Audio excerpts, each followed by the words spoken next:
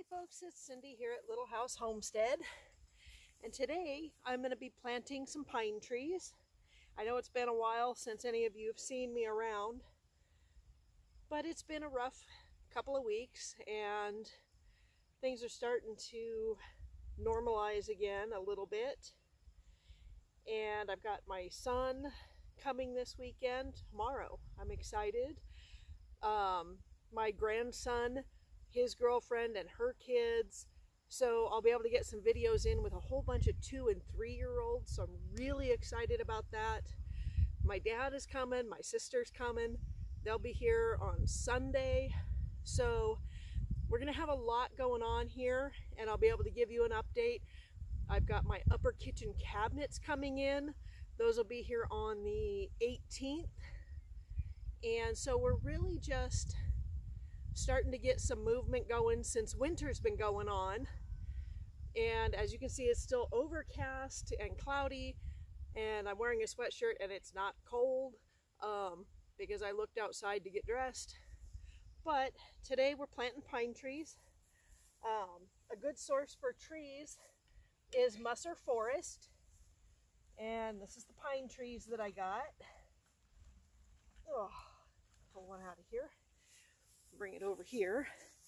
They come bare root, and you get the roots damp. You can't really tell they're damp in this video, I'm sure, but you get the roots damp. Do not soak them in a bucket of water. You will actually suffocate the tree. But then what you're going to do is you're going to go ahead and separate out the roots so that you can tell how long you're going to need the hole, or how big you're going to need the hole for your tree. If you have any dead root pieces, like this little piece back down here, you can actually trim the roots and take off the dead pieces so that you don't have dead roots trying to make your tree survive. As you can see, this tree was actually in bloom when it arrived.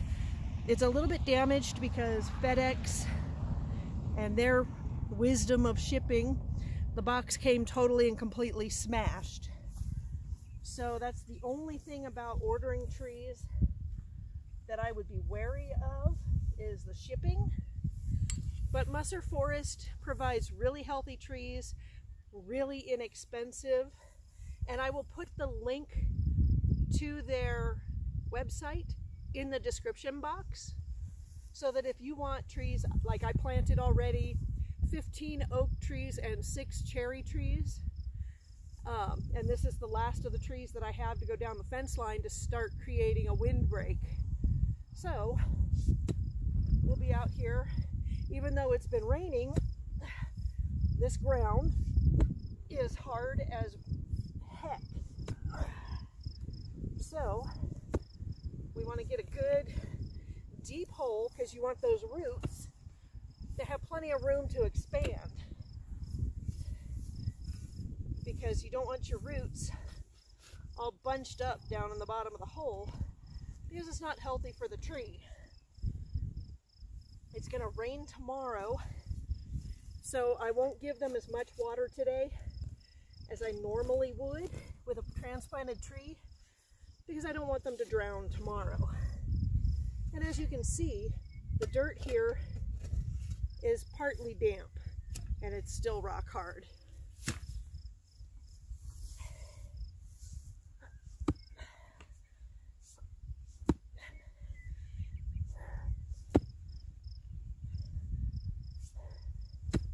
Now, one of the nice things that has happened since the weather has started to get better is I finally got internet.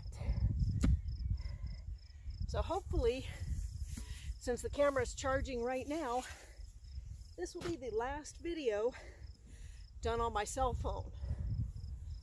Or at least that's the hope.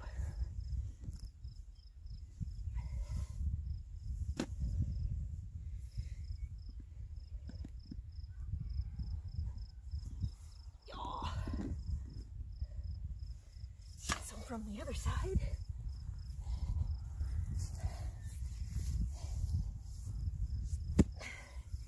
Now, I know there's been a lot going on in the prepper community, and I miss it, and I'm hoping to get get some of my friends back in and start chatting with y'all again,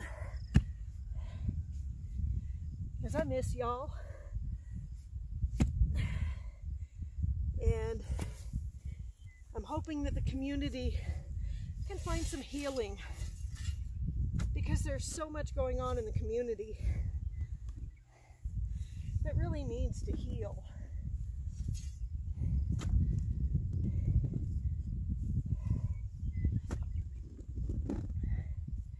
And I would love to see that healing, because I know that it's not good with all that's going on. We're all in this together,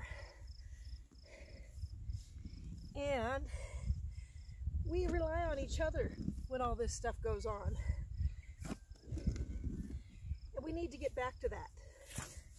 And I'm not trying to be preachy or anything. I'm just trying to say, hey, we all need to get a grip. There we go. Ooh, that's perfect. I need to spread the roots out.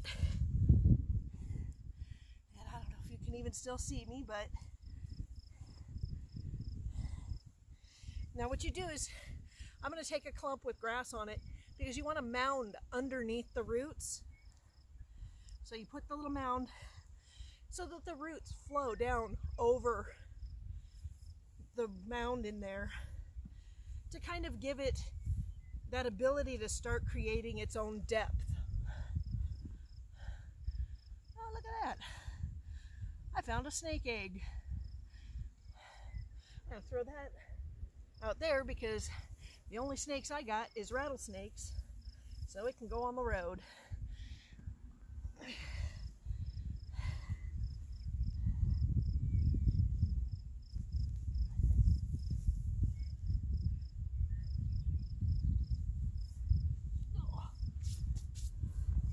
So let me grab this and show you. Sorry about being out of breath, but that pick gets me every time. Where's my little tree? There's my little tree. Now, I don't know how long FedEx took to ship it, but these should have been green when they arrived.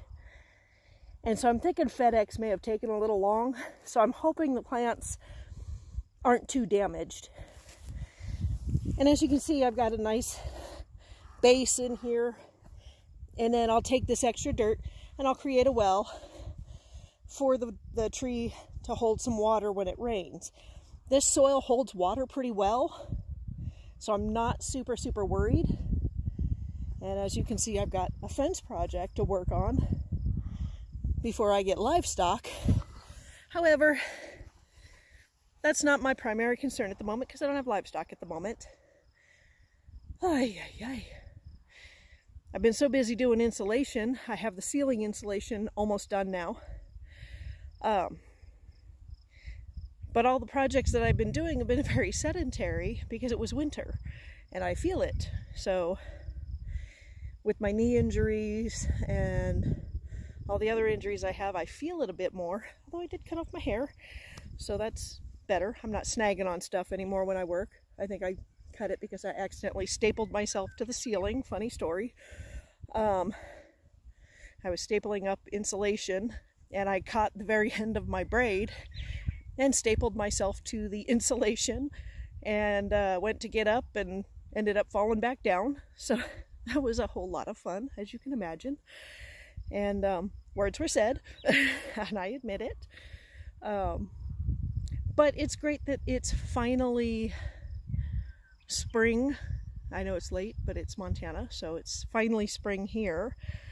And we can start getting the projects rolling again. As soon as I get the cabinets in on the 18th, of course, there'll be cabinet videos going up.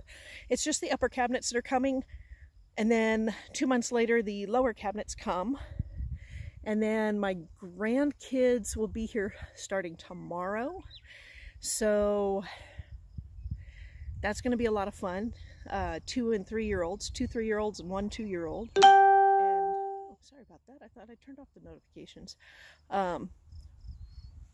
But I will show you some of the things that you can do with toddlers to get them involved in your homestead as well as your prepping. See what we can get put together for that. So it gives me a couple of options, and I'm hoping I can get my dad on and get him to tell some of his stories.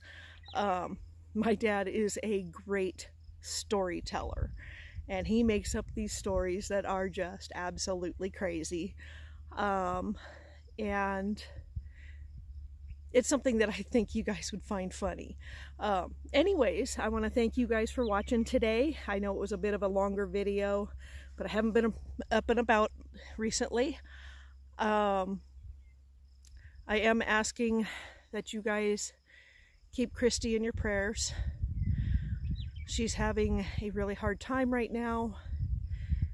I miss her, but she's having a really hard time right now. And I hope that she's okay. Pray for her health and safety, and her family as well. And keep the prepping community in your prayers, because I think we all could use it right now, especially with what's going on in the world. We need each other. And with that, I will say like and subscribe, because I always forget to say it. And I hope that you all have a great day. Thank you. Bye.